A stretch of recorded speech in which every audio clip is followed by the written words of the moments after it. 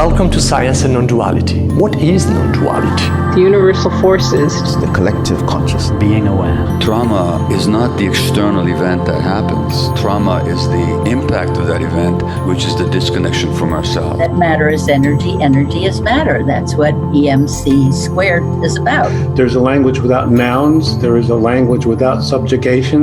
There's a language without objectifying. But if it's recorded, then there is a collapse. But if it's not, then it's the infinite potentiality. Good morning, good afternoon, and good evening. Thank you. Welcome, everyone. So beautiful to see the feed with all the vibrations from every corner of this planet. So nice to have you with us today. And it's such an honor. I mean, because how do we phrase this? This is who we are. Oh, right. Yeah. We should say. My name is Maurizio. My name is Zaya. We are the co-founders of Science and Nonduality, and we have the privilege. This has been a dream, actually, of ours. All these years organizing SEN to have these two contemporary spiritual teachers, like leading contemporary spiritual teachers, together in conversation. And a lot of our audience is actually students of these two beautiful spiritual schools. And on top of it, they're two incredibly awesome human. And it's been such a joy in all this year at SEN to interface with you and spend some time outside from the stage. So, and I heard, we were not aware, but it's the first time that the two of them are meeting in a program. So it's a first blind date online between Thomas and Amit. So, but without further ado, I would say let's jump in. I want to introduce. So the title of the program is The Wonder of the Heart. So we want to once more welcome you and thanking you for joining us for this special conversation between Almaas, the founder of a diamond approach to self-realization, and Thomas Hübl, the founder of the Academy of Inner Science. Welcome, Thomas, and welcome, Hamid. I have a few questions just to start the conversation, but again, feel free to flow with whatever else the conversation takes us. So the wonder of the heart. So maybe we can just begin with, like, in your teachings, like, what do you mean by heart? What do you mean by awakening of the heart? And what does it mean to cross the gap between the mind and the heart? Is it a natural process, a natural part of the growth on the spiritual path? Is it something spontaneously happening by grace?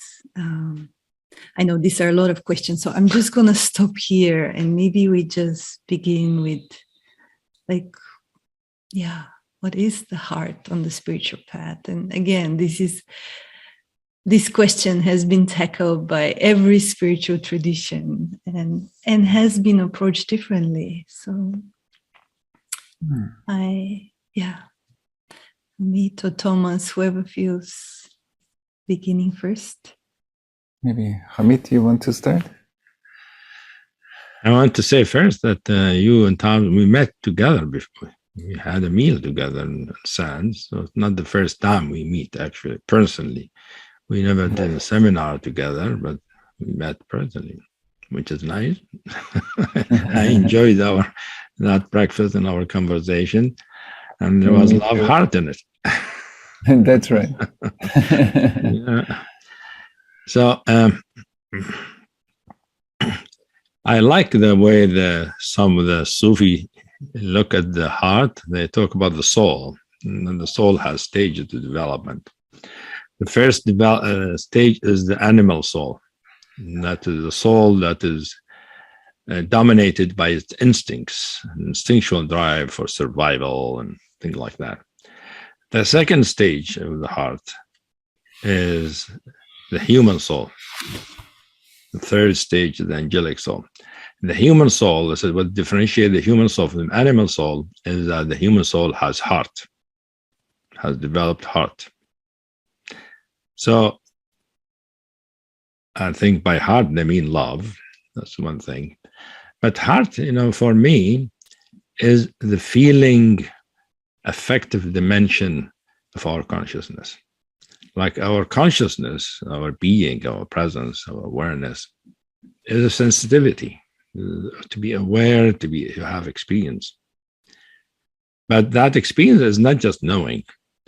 There is a feeling component to it.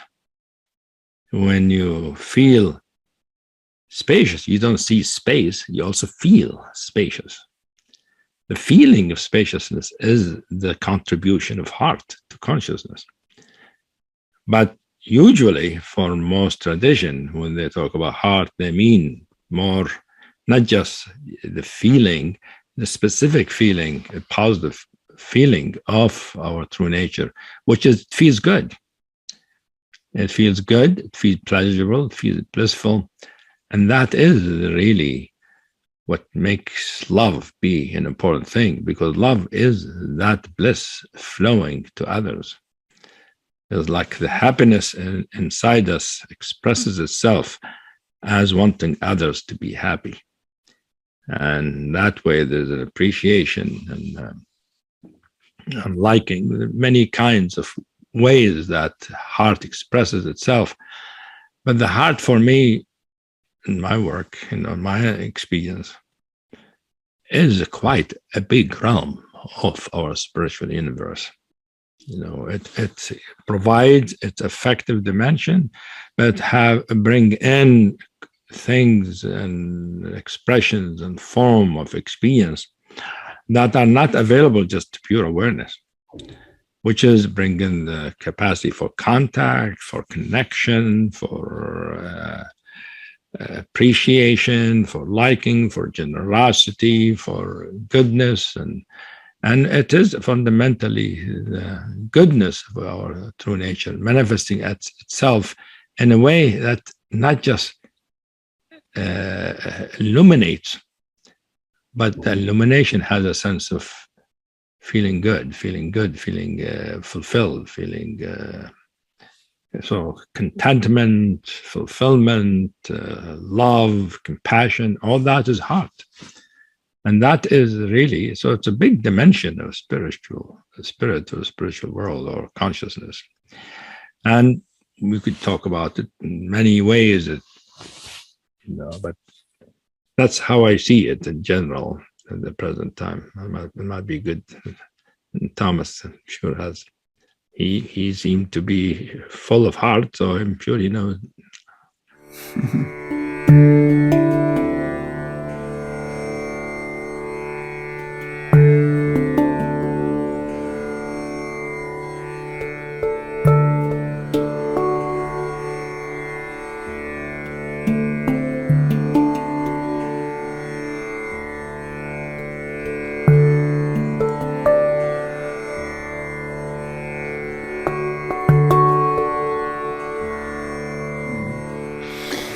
Thank you, Amit. Like, I'm trying to not again repeat, because many things you said I very much resonate with.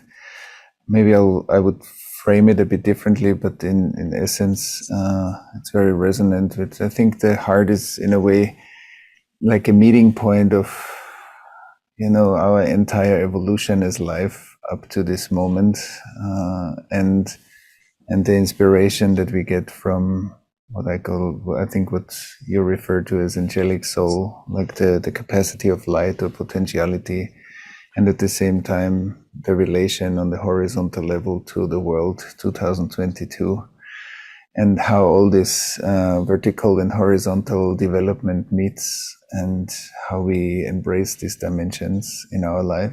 And maybe just to add, and not to repeat the same thing again, I think one thing that I'm very passionate about, because I think it's in our time an important component, is that whenever we as human beings or our ancestors or our cultures ran into severely or truly overwhelming experiences, that we, or we call it today trauma,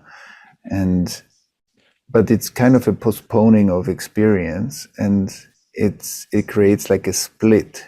And I think it's very interesting in our spiritual practice. I think we often meet that kind of split, that the part of me is living identified with the past, and we're kind of practicing onboarding that past into the present moment so that we can truly be present and open with whatever is happening here right now. And I think that the split between, and you said it also in other words, the split between the mind and the heart or the body is something that is part of our spiritual practice as our healing work to do. And the more we do this, the fuller become compassion and love and the availability to the current moment, and also like a spontaneous knowing that comes out of a state of not knowing, and relating to the current flow of experiences. And I think another dimension that I find interesting, and I'm also curious how you look at it, is that in our work, I often say healing is the restoration of the original movement, or is restoring movement. And often trauma and shadow and inner splits kind of are reduced movement. And so like our healing work restores that movement so that more of life can flow through us, and that we experience the being part of the movement of life and not feeling separate from the movement of life. And I think when people say that they feel open-hearted, that there is a sense of we are in tune, we are resonant, and we are joining each other's movement, versus feeling that we are kind of a bit separate in a kind of a reduced form of movement. So that's I think something to add. But I'm curious, Hamid, how you relate to the movement. Like the Tao describes Wu Wei, like everything is kind of an eternal movement. So I'm curious how you look at it.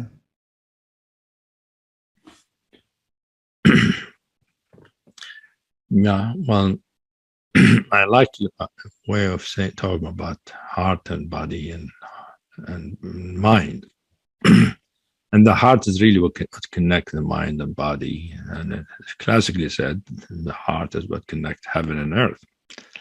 You know, heaven and earth come together in heart. And in some sense, in spiritual work and practices, the main obstacles that we deal with, that everybody deal with, have to do with the heart. The heart gets blocked. Its heart gets obstructed. It gets distorted. So because it is feeling, heart means your capacity to feel, and we feel. If we feel completely freely, we can't help but feel love and empathy and all of that. So if we don't feel that way, if we feel sort of intellectual, if we feel disconnected, if we feel angry or frustrated, all of that, I mean, there are things there in the way. The heart is not free. And so as a result, when you mentioned trauma and splitting and all of that, they do affect, of course, the body and the mind. But the work itself, a lot of it has to do with the heart. I mean, how you feel. True, we have to deal with our beliefs and delusions and all of that, and tensions in our body, and they open up. But from what I see, the major work is how we liberate our heart. And that is something that I like what we're doing here, because most people, when they think about awakening, they think liberating the mind. You just know who you are, and which is true. That's important. But there are many people who teach without heart.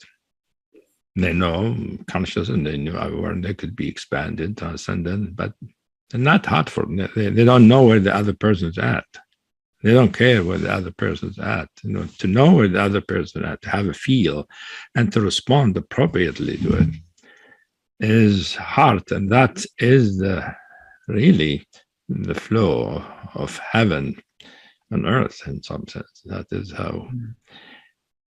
So human beings are in that way is an important link, for a whole cosmic movement. And you could say, that's one way I think about it sometimes, is that when you think about Darwin theory of evolution, about survival, and and that the point of the evolution is to make sure that your seeds survive next to you. I said, well, there's something about that not satisfying, not complete about the evolution, because I see a human being, it's true that happened for survival, they need to do that, but that's it, just survive. That's what evolution is about, it doesn't make sense, because some people do evolve to be conscious human being, and not only conscious, but to feel the goodness and the wonder of reality and all of that. That must be part of evolution, because evolution is life force itself evolving through various ways, various vehicles. So life force has in it heart, and appears in some animals. Human being, we can know it more directly and feel it. And so, yes, I mean, heart is in that sense, is a big way of, major way how the you could say the cosmic or the Tao flows. It doesn't flow in just awareness and movement, but also in heart that connects the two, that gives the two meaning. I mean, when you say, what is the meaning of life? It's not a known thing, it's a felt thing. The heart knows. And one thing, I understood in my journey is that the heart is not only love, but it's also truth. The heart is what knows the truth, it's not the mind. The heart has a inherent sense of truth that tells the mind, oh, you're onto something. The mind doesn't know. The mind is conditioned by what's here and learned, all that, which is all useful, whatever. But what gives it the direction? Yeah, I'm on the right track. It's really the heart. And the more we have that truth sense in the heart, the more even our scientific research will be more guided.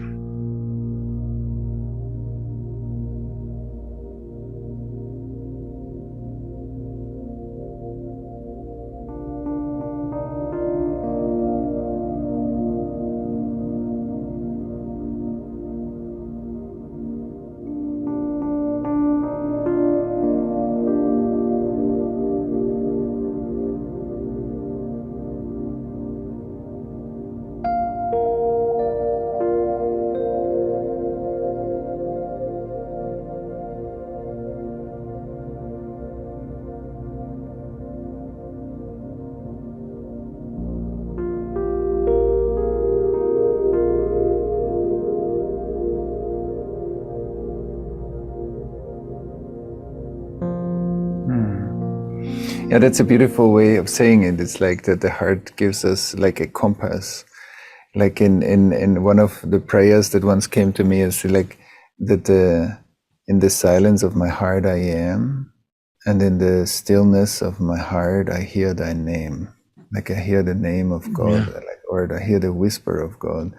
And it's beautiful how you said it, that when we are able to calm our interior down, so we have a capacity to listen. And that's exactly what you said, that in the heart we feel the truth, whatever the truth, but we feel a compass, a guidance.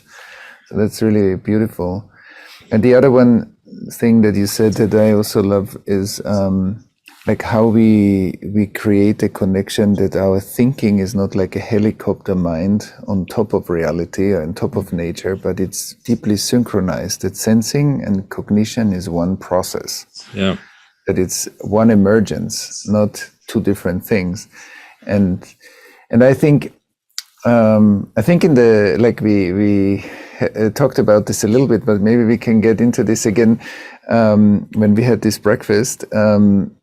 That I'm very curious, like how we, for example, live in a. We all have been born into this kind of collective field, and this collective field carries trauma, and that split already for like thousands or hundreds of thousands of years. We know that process, and karma has been created, and I'm curious because we are so conditioned by the thinking that there is a gap between thinking and sensing often. And it's also, I can read maybe many books about spiritual journeys, awakening, but to live it is something else. So maybe we can speak a little bit about this, that we've seen it in our parents, we have seen it in our teachers, at school, university, like that gap between being able to think about something and to combine it and embody it and live it. Like that's thinking and sensing becomes one process, or energy and the word is again not two. And I'm curious, like how you relate to that we are surrounded by that separation often. It's kind of a pandemic, like our COVID pandemic is also that pandemic. And so I'm curious how you relate to that split, and how in your work, what's the practice to heal that gap, or to unify the gap, as you said? Because in one way we could say one way to describe wisdom is how much world is being included in the way I live, or in the way I act, or in the way I walk in life. How much of life is included in that? And so I'm curious any thoughts that you have about closing the gap between the word and the energy, or the mind and the body. Yeah, it's a big subject, of course. And most teachings are about that, But mentioning that as a pandemic, it's true. The pandemic and the human race for a long time, that the mind and the body, the embodiment, are so separated and not connected. Most people live in their minds, even if they have emotions. Because even their emotions are controlled by their thoughts. And that's why the Sufis say the human being, the soul, has become human when it has heart. That means most human beings, they're not human yet, according to the Sufis. They don't have a heart yet in the way they mean by heart.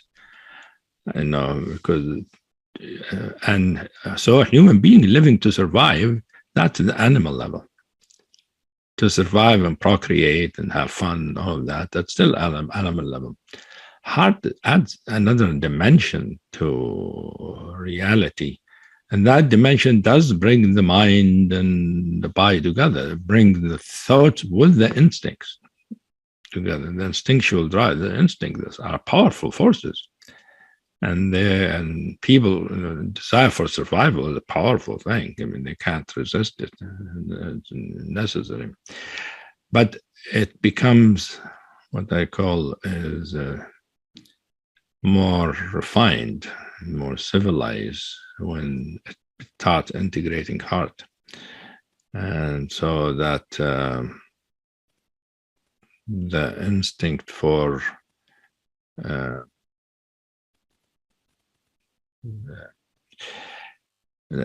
for instance, for social instinct, to have companionship and community, it becomes the drive for intimacy. And intimacy is a deeply felt thing, Because intimacy, we're intimate with our consciousness, and can be intimate with others. And intimacy is a deep way that the heart can mature and ripen. And but it is the same social instincts, right? And usually social instinct is guided by mind, by the thought that we learn from society and our upbringing and all of that, what's the right thing, what's, and we end up, you can have friendship, we can have relationship, even a love relationship, but the intimacy is somewhat like, it's not immediate. The most we could do intimacy is to be physically intimate. But, for me to be physically intimate is the same thing as my heart becoming the heart of the other. We have one heart and we feel things together. So if intimacy is feeling sadness, we feel it together. If the intimacy is feeling delight, we have the same delight. So we're not only are aware of each other's delight, the intimacy can unify the hearts, and which expresses the unity of the universe. The whole universe is one, is unified. And the heart can be felt in a heart way in the world with other human beings. Because you talked, Thomas, about the way of bringing life into our realization, like how much we engage with life, and that's wisdom. And that's too, I sort of see wisdom that way. That wisdom is really the expression of our realization, of our spiritual ripening into life. If you just have the experience of it, that's not wisdom, that's realization. Wisdom is realization action. And bringing the values, the qualities of realization, like awareness and solidity and stillness and generosity and goodness into our action and interaction. And for me, that becomes real life then. Life without that, sort of dry. And could go awry, in the sense that people who don't have heart are the people who hurt others. That's one thing we need to see. When we talk about abuse, we talk about trauma and all of that, and all the difficulties that people have, and the people who are having difficulties now, and there are a lot of polarization and enmity and all of that, and wanting the other to feel bad, and demonizing the other. If somebody who has heart wouldn't do that, or somebody who has heart will listen, will be open, will understand, will empathize, will feel that either the person is happy and I'm happy for them, or they're having a hard time and I feel compassion about it. They might be angry, whatever, but they're suffering inside. So the heart can penetrate and see what's really the truth, what's happening to the outer expression. And that is part of wisdom, really. So you brought in a really good point, Thomas, talk about wisdom, which is really the living from what we are, when what we are is our authenticity. That's very beautiful. Very beautiful. Like also one point that you spoke to that I think is so important right now, also in this time, how is our experience of intimacy within the cultural context, when there are so many polarized groups and there are so many views, even just on the pandemic, the fragmentation that shows up in our cultures all around the world, and what a practice is really beautiful is that somebody who has heart, in your words, would listen, would empathize, would find a common resonance ground and be with, And I think that's a very powerful practice. It's also a call for a practice how we deal with the cultural fragmentation that we see at the moment. Also, when you sometimes hear the political conversations and the violence in the political conversations, that's far at a distance. And what you spoke to is how we make our practice kind of a practice of intimacy and listening and onboarding the distance into intimacy. And I think that's a very powerful practice. And another thing that I heard is that there is realization, but there is also the manifestation of our realization and being able to live it. And that's what I loved about your work already, for many, many years, because I always felt that there are two kinds of spiritual paths. One is like the fast food, what I call fast food spirituality. Like that's like, give me a weekend workshop to get enlightened, or give me a weekend workshop that fixes my issues, or it's an invitation into a real path. And that path is much more committed, it has a much longer breath, and it has also a lot of power because of that. It doesn't stay on the surface, it brings like a lot of depth.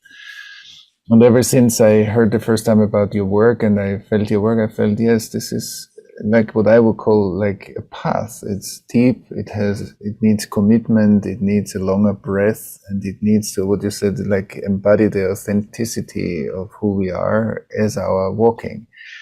And that's beautiful. So maybe we can talk a little bit about, the capitalistic danger of staying on the surface or and trying to experience many things in order to get a lot of fast shots of excitement, or to have the power to deepen a path. And I think that's also part of healing the gap between the mind and the body, is consistency and is commitment to a journey and to like a deep inquiry.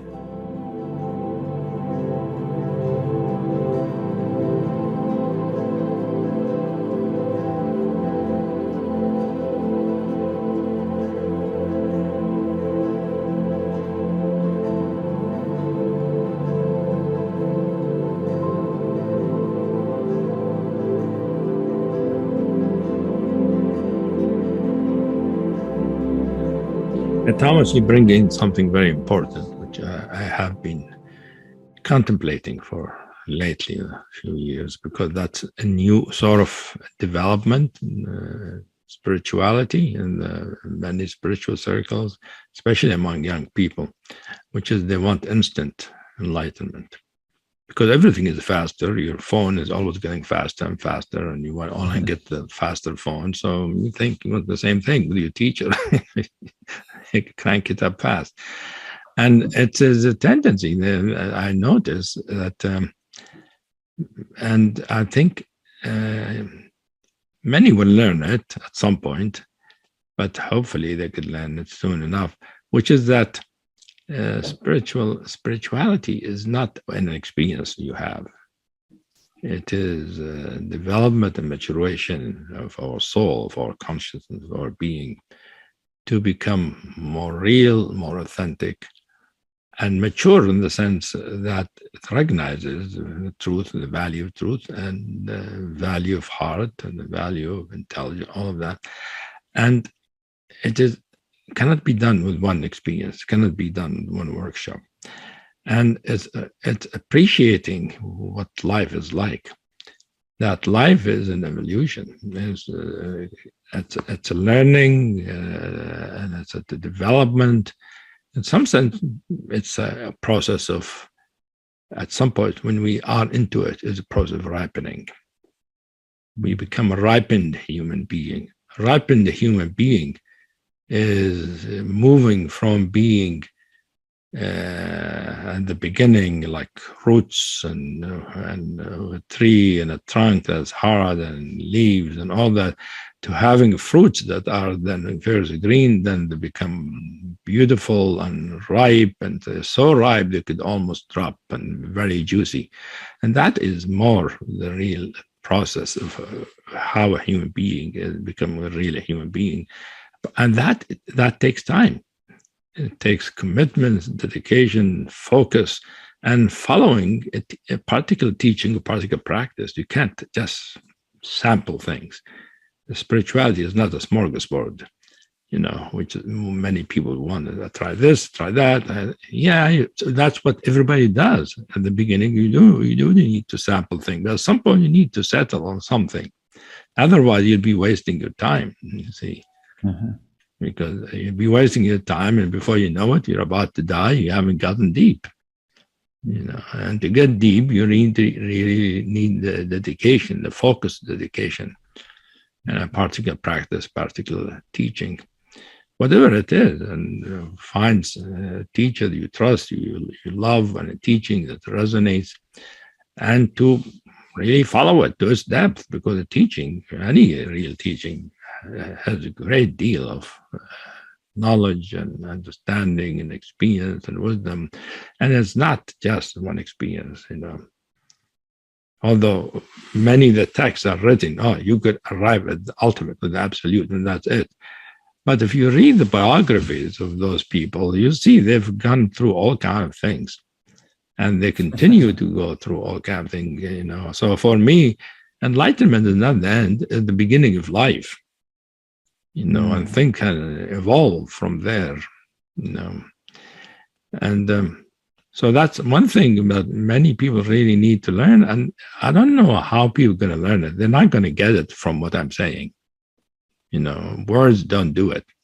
They have to be clobbered over and over again and get disappointed over and over again until finally, hopefully, they'll wake up. Well, I better focus on here.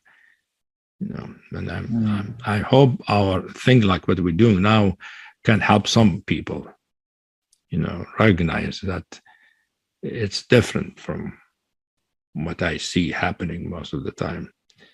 That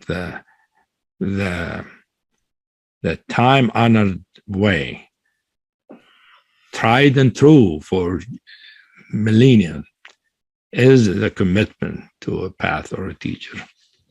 And can decades to bear real fruits, because people hear a story that this person got awakened, then something hit their head and they get awakened. That too happens, but that's rare. But even in the Zen context, for instance, when somebody hears something and they get awakened, they've been meditating maybe for 2-3 decades. It didn't happen in out of context, So although if you want to risk it and say it will happen to me just by going to a workshop, well, you could do that. But really, the way that we have known really works as a commitment to a practice, to a path. And that requires both belly, mind, and heart, all of them together, I think, in harmony. We need to work together. And, Thomas, you work with groups and trauma, and you sort of develop this interesting way, because trauma is a very widespread in the culture, and the culture now is traumatized further. It looks like we have a traumatized planet at the present time. So your work will be very appropriate.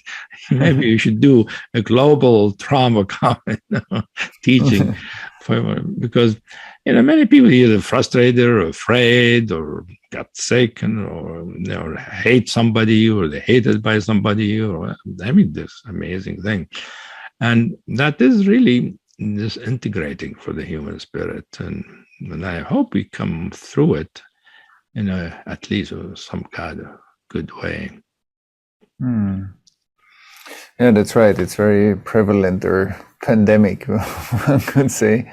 But I love what you said is like also, and I mean, I have so much yes to many things you said right now, so maybe I will not repeat it. I will just add something that came up is also the feeling of like committing to a path is also committing to care. That we care for one another and we're not just jumping here and there and we are staying anonymous. So I think that there is a community that also cares, and there's a teaching or a teacher, or like there's a whole environment of care. Yeah.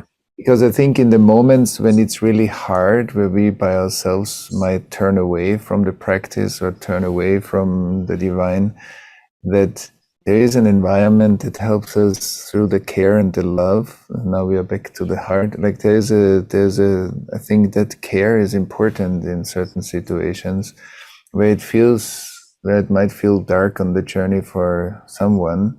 There's support and there's an environment of love and care. And I think that's also an element of the path, and that we commit and we also give something, because it's also like a community of practice. Like I'm sure that's in your community the same, is that we all also give something. It's not just what do I get, it's also what do I give. And that me giving something into the community and me receiving something is part of the learning and the maturation that you spoke about when we mature into our heart quality. Yeah. So and I think you talk about the importance of a spiritual community, not just solo practice, which I agree with you, because that's what I do. And when a group of like-hearted, like-minded people who are practicing together the same way, and they know each other in time, there develops some kind of a field between them that is a field that feeds them, and they feed it and they develop it.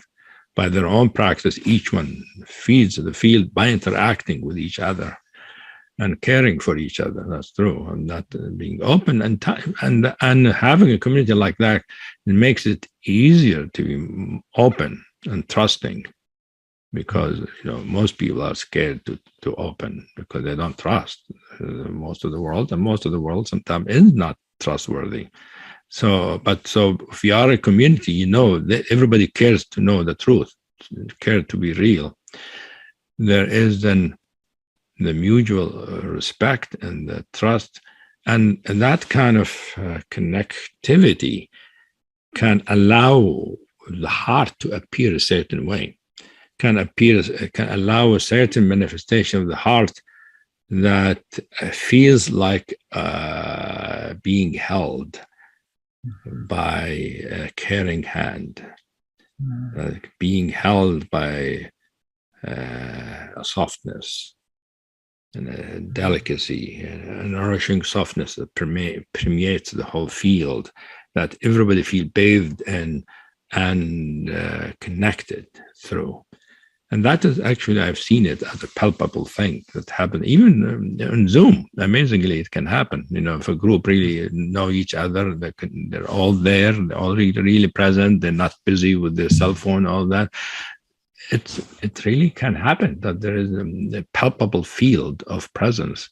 But it is usually the palpable field of presence that develops is a loving presence,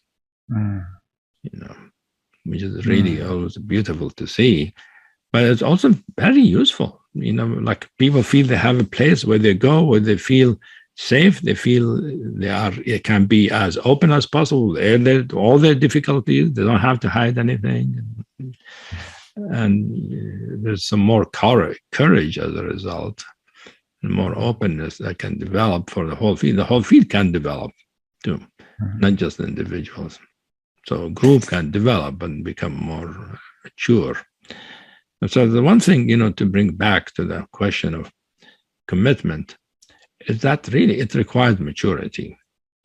The consciousness, the heart can mature. Mature means it sees what is true value in life, what is precious, and to give it priority, and to appreciate by giving it time and giving it attention. And yeah, I love how you. Yeah, go ahead. No, go ahead. Finish. Sorry. You do. I'm finished. Yeah, like I love what you said about the field. This is very powerful, and I also experienced this very powerful in the groups, and I think it's a very lovely cure to the current hyper individualism. And that, like, when we already live an embodied way, in which we all do, because we're all in culture, we are not sitting somewhere in the Himalayan caves, and so that I think the interdependence between the collective and the individual, that an individual is not separate but an expression of the collective, that there is a constant interdependence.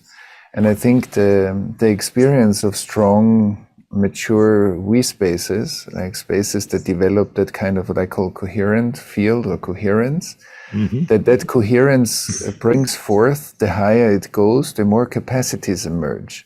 So higher capacities emerge, the higher is the coherence of a group, and the more it supports again healing. So it becomes a very beautiful fuel for the individual work within the we, and every individual work charges the we space and supports the we space. So it's generous.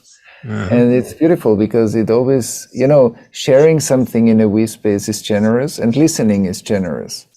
So when we are both, when all of us are generous, something else can emerge between us. And I think that generosity is beautiful. I always feel that it's very touching to see sometimes very deep, authentic processes in front of many hundreds or whatever people. And then the coherence that it creates and the mutual learning it creates. So that's and many people, most people in the group usually will actually feel it.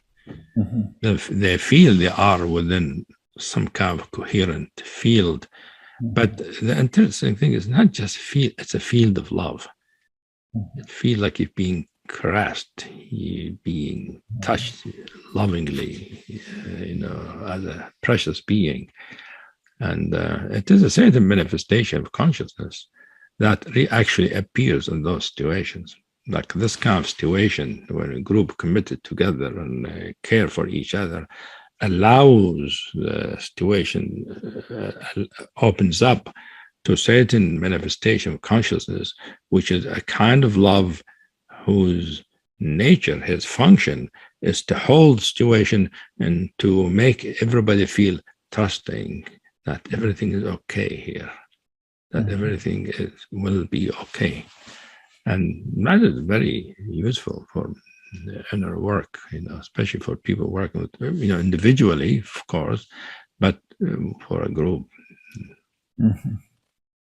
Yeah, and I think it's also, at least in my experience, that what you said before, that trauma is on the whole planet is kind of a global phenomenon that is painful all over. Doesn't matter where you go, from the Middle East to the US to Europe to Asia and everywhere else, and that kind of field experience is something, if it's being multiplied or if it becomes also like a fuel for a much more global work, connected to, in a healthy way, connected to technology, like we two are talking now. We could never have this conversation today without Zoom, but somehow like we are connected, and I can feel you and you can feel me, and we are kind of in a resonant space, and many people are with us in a resonant space. I think that's a real opportunity if we don't use technology out of addictions, but if we use it like in that way, it creates like a global field that has a lot of power. And I'm fascinated by the possibility of this kind of collective healing. So there's individual healing within the collective healing, and that interplay, I think, is a very important emergence of our time. Good point. And I think it is a microcosm of what can happen globally. A whole human race can be like this, but we're not there yet. So it happens in groups that are they focused on a certain practice, certain work, like as you do in your group, makes me wonder, when will it be possible for you to do a group for the leaders of the world, all the dictators and all that, to do some trauma therapy for them? I think they're all traumatized from the way they're behaving. When their heart is not open, there must be some kind of trouble or trauma someplace, That's right. I think if enough people take their inner healing work and trauma work deeper, and like what we also spoke about, that there is a real interest in depth and maturation, then I think it will come more and more that also the leaders of our world will do that. I think it's a matter like of doing the work that we spoke about. It will the more we integrate polarization, it opens up new possibilities, and then a new polarization comes, and then we integrate that, and then and I think like this more and more, like we see that that what you described before with the field is not just happening for the people in your groups, for example, but it has your groups have an effect in the whole societal body, even if at the beginning it looks like small. But I think there's a lot happening on kind of transformation and unification, and then doors open up so I think the vision of many leaders coming together, I think it's not that far out. Well, I hope you're right. It looks like we're going the wrong direction. Right. I hope things will turn around and they'll find out that, the way we're going, it's just only trouble. Yeah, at the moment it really looks like that. That's right. Yeah. And yeah, go ahead. Yeah, I hope they wake up at some point. It's not good for them or their nations, the way they're doing it. I mean, also not just in between countries, within the same nation, the polarization happening in the group, and I see that what's needed is really more heart than anything else, because heart makes us more willing to listen without having to give up ourselves. We can be truly ourselves and open to the other, to hear and feel where they are. And that, I don't see how they can be healing without that kind of open communication at some point. So I appreciate that you do your work in a group that way, because that's a model of what can happen, I think. Right. Yeah, I see that the same way. It's like a model that can multiply, and then it can reach to the collective, especially through technology. I think that's why I like technology. I see all the shadow sides of it, but for this, it's a very good medium, and we need to learn how to use it in order to be able to create these emergent fields also online. But as you said, you have the same experience we have that, and I know others too. Like the intimacy that we can create. And it's so interesting because it says basically what like mystics over thousands of years have said, that the information is non-local, that we are, even if we sit thousands of miles apart right now, we are dialed into the same space, and we can feel each other deeply. That's amazing. It's amazing. I mean, I actually feel like I'm sitting here talking in my office here, my study, in my house. And I know you're in Europe, and Maurizio and Zaya someplace in Northern California, but I feel you all here. I feel you're here, not just in my room. You're sort of in my heart, and that is one of the functions of the heart: bring us close in some kind of. Even though we're through internet and all kind of technology going, but interesting that the technology can be used such a real way for true connection that we're experiencing right now, and I mean, it's a felt way, Thank you so much. Thank you so much, Bob, for this rich conversation. And thank you for listening to The Sounds of Sand. We invite you to explore more of our talks, dialogues, videos, articles, events, and offerings through our website, scienceandnonduality.com. If you've enjoyed this conversation, please consider becoming a member to access our massive library of SAND content, available exclusively to SAND members. And we would love it if you could leave us a review on Apple Podcasts, Google, and Spotify. And share this episode with your family, friends, and all sentient beings. Be well.